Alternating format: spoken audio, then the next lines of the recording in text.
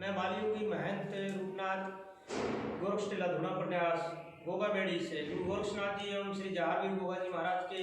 श्री चरणों में प्रार्थना करता हूँ कि मेरे देश में जो ये महामारी कोरोना के रूप में आई है वो जल्दी से जल्दी ठीक हो और इसकी जल्दी से जल्दी कोई ऐसी वैक्सीन मिले। हमारे डॉक्टरों को, हमारे वैज्ञानिकों को ऐसा आशीर्वाद दें गुरु महाराज कि जल्दी से जल्दी इस रोग के लिए कोई ना कोई वैक्सीन या टीका जल्दी से जल्दी बने और इस महामारी से हमारे सभी जो भक्तजन हैं, जो इस विश्व के अंदर जो बीमार हैं, जो मनुष्य आज मानव पे महा जो ये कोरोना छाया हुआ है, इसका इलाज हो, ये प्रार्थना मैं गुरु गोरक्षनाथ जी महाराज से करते हुए मेरे सभी देश के भक्तजनों से और राज्य के जितने भी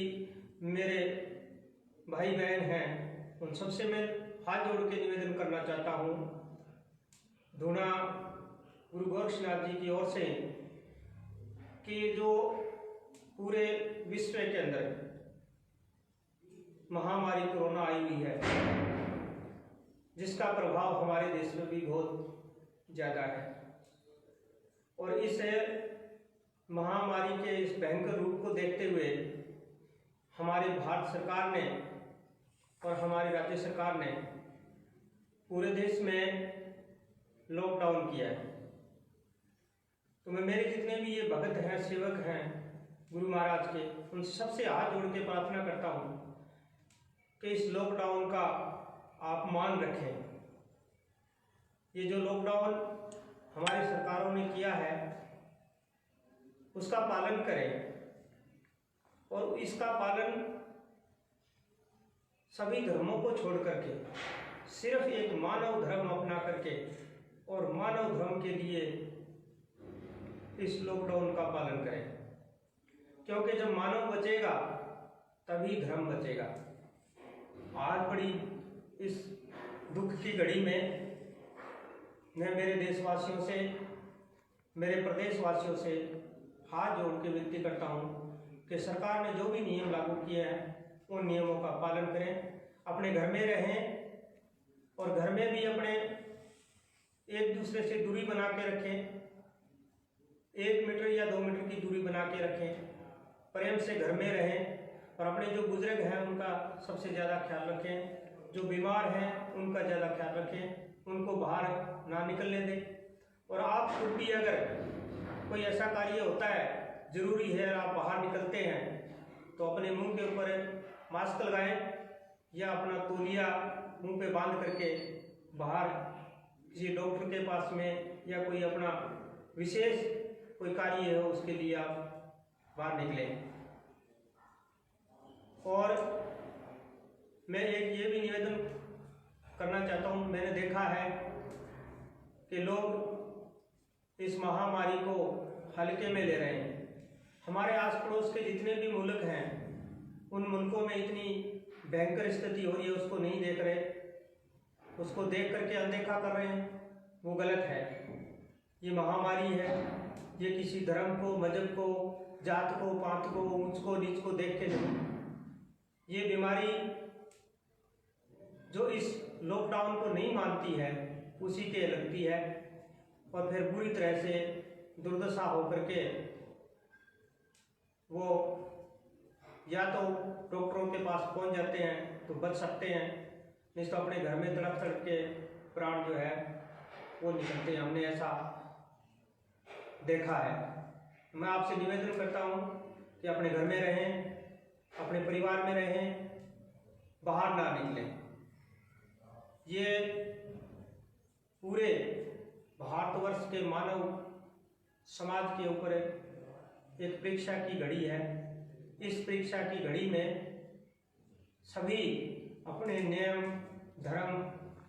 सब छोड़ करके सिर्फ और सिर्फ एक मानव धर्म अपनाएं। मानव की मानव सेवा ही सबसे बड़ा धर्म है,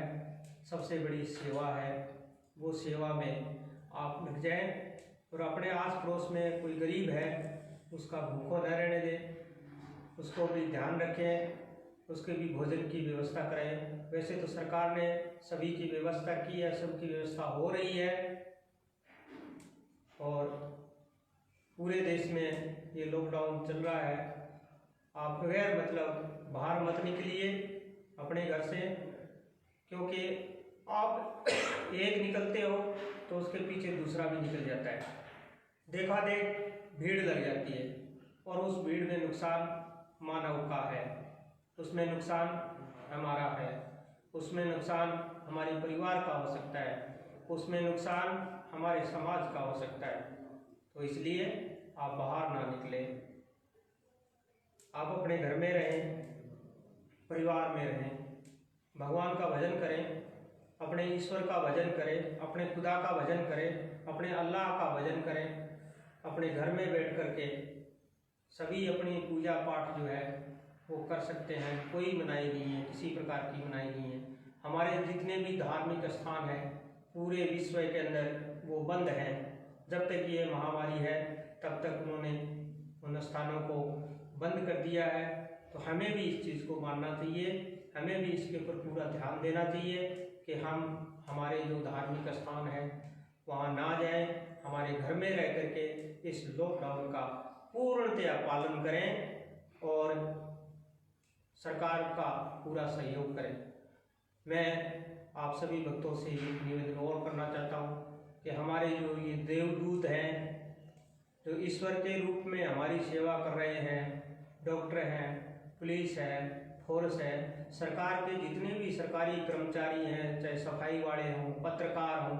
इन सब लोगों का ध्यान रखें। इन सब लोगों का आज के दिन जितना हम इनको महत्व दे सकते हैं, इनकी पूजा कर सकते हैं, इनका उत्साहवर्धन कर सकते हैं, उतना इनका उत्साहवर्धन कीजिए, इनकी पूजा कीजिए, इनको आशीर्वाद दीजिए और इनके लिए भगवान से दुआ मांगिए, ईश्वर से दुआ मांगिए कि ये जो हमारे देवदूत हैं जो आज हमारी सेवा में लगे हुए हैं, पूरे पूरे दिन इतनी भयंकर धूप है, आंधी चल रही है, तूफान आ रहा है, उस तूफान और आंधी से लड़ करके ये हमारे समाज की सेवा में लगे हुए हैं। वो देवदूत हैं, वो भगवान के स्वरूप हैं, वो उनका ध्यान रखिए आप। उनको किसी प्रकार का कष्ट नहीं होना चाहिए, उनको किसी प्रकार का दुख नहीं होना चाहिए। और अपने घरों के पास में जो ये लोग रहते हैं उनको बड़े प्रेम से चाय पानी और खाना वगैरह है वो भी उनको दीजिए। कई कई देवदूतों की तो 8-8, 10-10, 12-12, 16-16 घंटे ड्यूटी के लग जाते हैं और वो वहीं खड़े रहते हैं जब तक दूसरा साथी ड्यूटी संभालने के लिए नहीं आता है, तब तो वो अपनी ड्यूटी पे